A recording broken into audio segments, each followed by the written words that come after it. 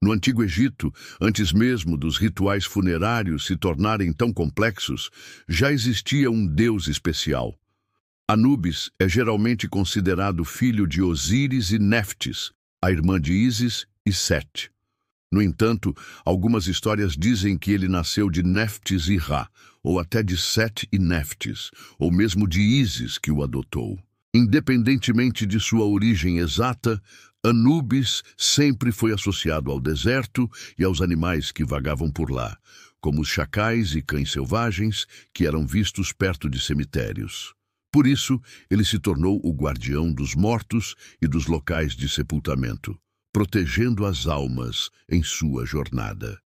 Desde os tempos mais antigos do Egito, Anubis era o principal protetor dos túmulos e cemitérios. Ele estava presente em todos os enterros, garantindo que os rituais fossem feitos corretamente para que o falecido pudesse ter uma boa vida após a morte.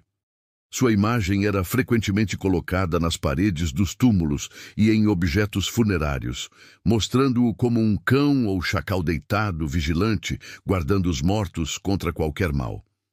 Ele era o guardião silencioso que zelava pelos que partiam.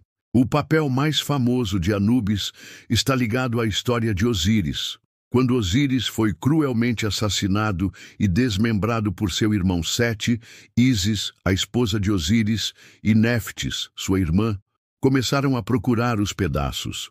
Foi Anubis quem ajudou Ísis e Néftis a reunir e juntar os pedaços do corpo de Osíris. Usando seus conhecimentos de anatomia e magia, ele cuidadosamente amarrou as partes do corpo de Osíris, tornando-se o deus responsável pela primeira mumificação.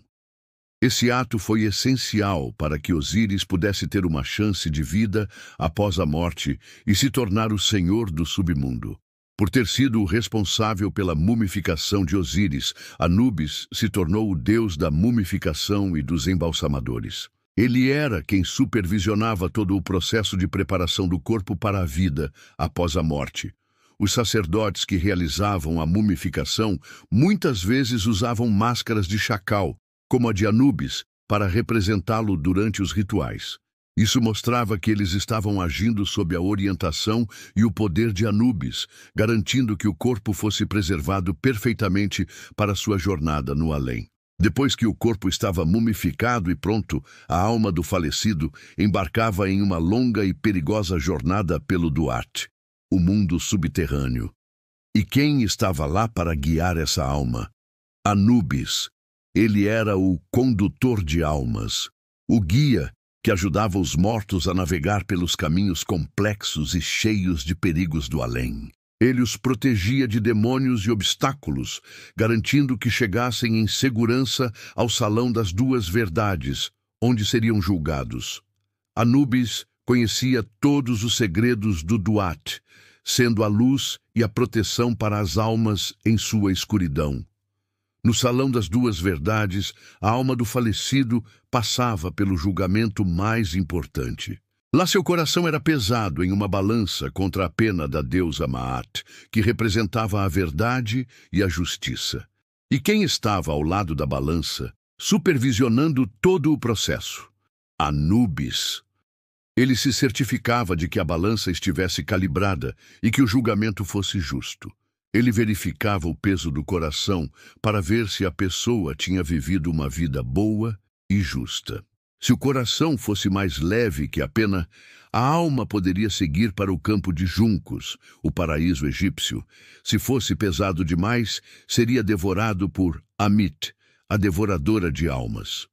Anubis era o guardião dessa justiça final.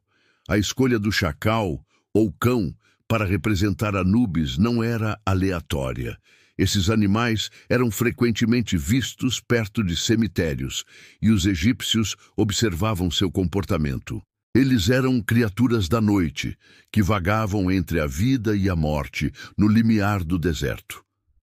A cabeça de chacal de Anubis, muitas vezes em cor preta, simbolizava a decomposição, a terra fértil do Nilo após a inundação e a transformação do corpo no processo de mumificação, e o renascimento, pois o preto também era a cor da terra fértil que trazia vida nova após a inundação.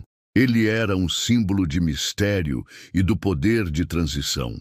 Embora o papel de Anubis fosse crucial, especialmente nos ritos funerários, ele era frequentemente visto como um subordinado de Osíris no julgamento dos mortos.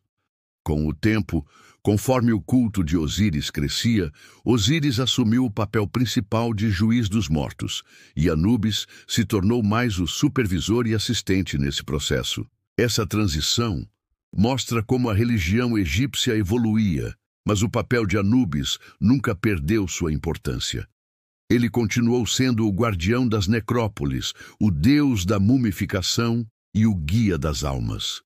Anubis era amplamente reverenciado por todo o Egito, especialmente pelos embalsamadores e por aqueles que lidavam com os mortos. Suas orações e rituais eram feitos para garantir uma passagem segura para o além e para proteger os túmulos.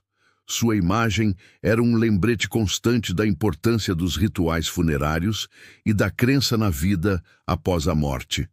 As pessoas confiavam que Anubis as guiaria e protegeria em sua jornada final, assegurando seu lugar no campo de juncos. A história de Anubis é a história de um guardião fiel, um guia compassivo e um mestre da transformação.